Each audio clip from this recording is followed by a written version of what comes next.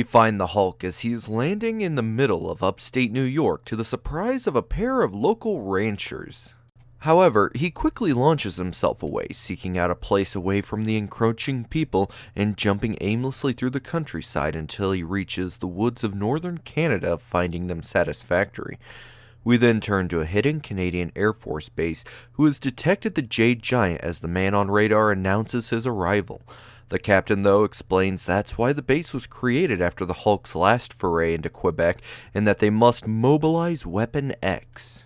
Returning to the Hulk, he hears and spots a pack of wolves that slowly surround him before launching themselves forward looking to eat him, which confuses the Hulk. However, though he is fond of animals, he's not above defending himself against them as he begins making short work of his attackers. However, the wolves continue attacking, slowly forcing him back until he slips into a ravine, allowing them all to pile on top of him as they ferociously maul him when they are sent flying high into the air. Realizing they can't win, the wolves make a hasty retreat as the Hulk pulls himself back up to the ledge as he shouts that he doesn't need anyone other than himself. Continuing onward into the wilderness, he hears a voice call out his name, but when he turns around, finds nothing there but was sure he heard someone call out. However, he once again hears the voice speaking inside his head and, agitated, lashes out seeking the source as he destroys the environment but finds nothing as it beckons him to come to it, and he follows, determined to find the source and smash it. We then swap to a stone house far away where we find the source of the voice as a man named Georges tells a woman named Mary that she can still stop, but she replies that it's too late.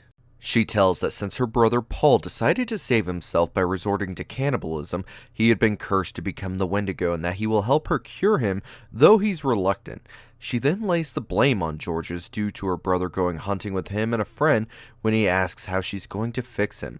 Pointing to a pair of stone slabs, she simply intends to transfer the curse from the Wendigo to another to save her brother.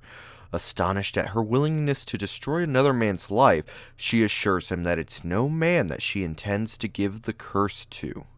She then notes how the one she's called has almost arrived when we turn to the Hulk, who has found the source of the irritating voice in the stone house but stops before it, sensing danger ahead. Ignoring the feeling, though, he approaches only to find the two occupants and dismisses them merely as more annoying people, though he can almost recognize them when Mary urges him to remember how he helped them once before. Recognition dawns on him as he remembers them once being his friends as Mary serves him food, while Georges feels awful due to how gullible the Hulk is. Mary then brings him a broth in a special bowl, but the Hulk doesn't drink it, merely growing sleepy when she leads him over to the stone slab to allow him to rest. She's glad that the vapors of the drink put him to sleep as Georges chastises her for tricking someone who trusted her, but she dismisses it.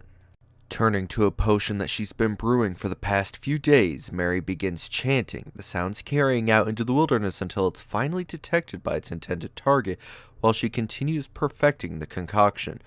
At that moment, though, the Hulk awakens from the artificial slumber and, rising, moves to find out if his host has any more food. Georges asks Mary if her brother would want to damn another soul to save his own when she merely replies that it's not her decision and to ask Paul himself when he turns around to find the Wendigo standing in the doorway. Not too far away, Hulk watches around the corner, recognizing the Wendigo as he wonders what it's doing in his friend's house.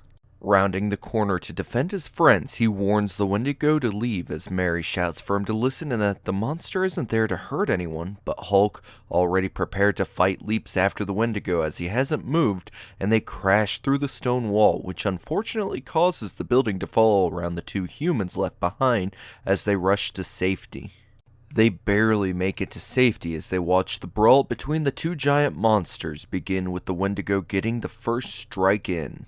Though dazed for a second, Hulk shakes it off and lifts a giant boulder above him and throws it with all of his strength at the Wendigo, though it barely phases him as it breaks against his chest. Wendigo retaliates by grabbing and swinging a tree at the green behemoth when Hulk rips up the ground underneath his opponent. The two back off from each other to separate for a moment before viciously charging each other and butting their heads against one another.